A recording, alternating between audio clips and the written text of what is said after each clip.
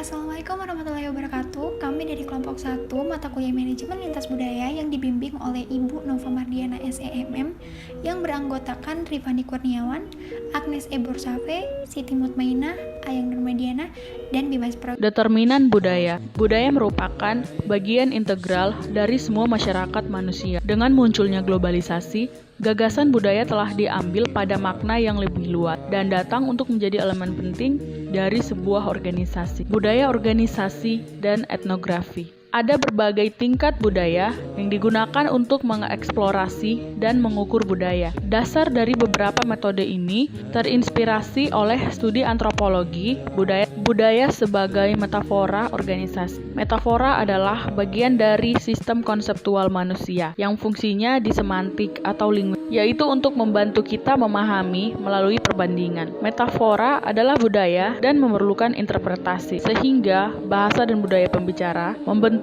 cara metafora dibangun atau diterjemahkan. Setiap budaya memiliki 3 lapisan. Lapisan pertama adalah perilaku atau tingkat eksplisit. Inilah yang langsung Anda perhatikan ketika Anda pergi ke luar negeri untuk pertama kalinya, yaitu bahasa, makanan, arsitektur, rumah, gedung, dan sebagainya. Dan juga gaya komunikasinya seperti budaya Latin, misalnya menggunakan bahasa tubuh dan wajah yang riang ekspresi. Yang kedua, berisi norma dan nilai. Setiap budaya memiliki sistem norma dan nilainya sendiri-sendiri. Bersama-sama, ini membentuk karakteristik nasional suatu budaya. Lapisan ketiga dan yang paling dalam dan yang terletak di inti budaya, mengandung asumsi dan keyakinannya.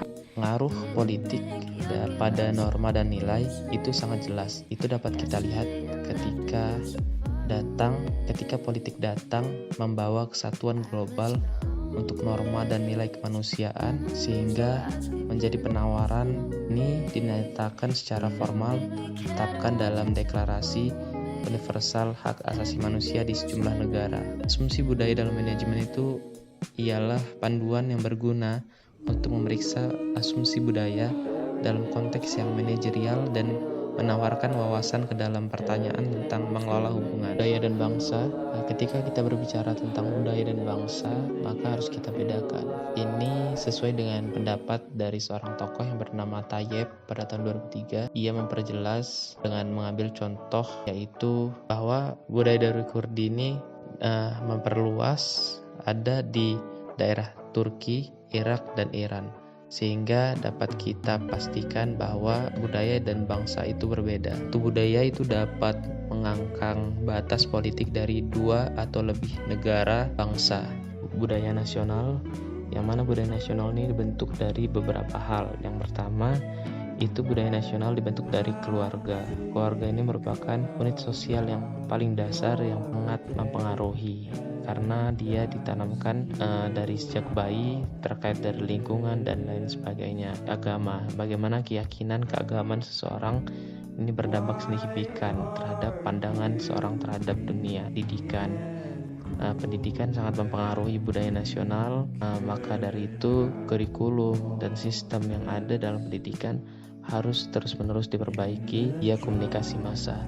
Media komunikasi massa ini memberikan perhatian khusus terhadap dampak kemajuan, sehingga dengan banyaknya surat kabar, majalah, televisi, dan radio, dan beragam informasi dari internet pula, ini akan memperkaya khasanah perusahaan multinasional, karena perusahaan multinasional ini dapat menjadi referensi atau acuan dari budaya perusahaan lokal. Budaya organisasi mengacu pada kekuatan budaya dalam ranking sejauh mana ia menentukan perilaku kita secara individu dan kolektif. Budaya perusahaan. Istilah budaya perusahaan mengambil pertanyaan tentang budaya organisasi selangkah lebih maju, menunjukkan jika sebuah organisasi berkembang menjadi konglomerat multinasional. Budaya profesional dasarnya berkaitan dengan himpunan nilai bersama oleh orang yang bekerja sama secara profesional. Budaya dan manajemen. Manajemen lintas budaya